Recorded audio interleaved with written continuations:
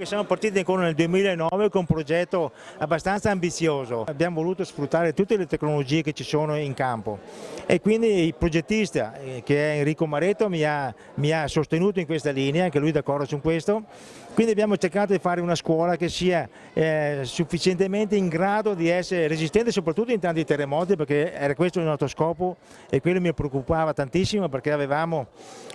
una scuola che aveva delle criticità e quindi quello è il problema più grosso. Però anche una scuola veramente all'avanguardia, come anche il risparmio energetico, e quindi la nostra soddisfazione è grandissima. Adesso abbiamo sia elementari che anche le medie con una scuola adeguata con le ultime tecnologie e questo è veramente un grosso risultato, soprattutto anche perché il periodo non era quelli ottimi, quelli migliori per la parte economica, però ci siamo riusciti lo stesso. Abbiamo fatto questa scuola, come dicevo prima, senza lasciare debiti ai cittadini, siamo riusciti a pagare tutto completamente, quindi questo è un risultato ancora che dà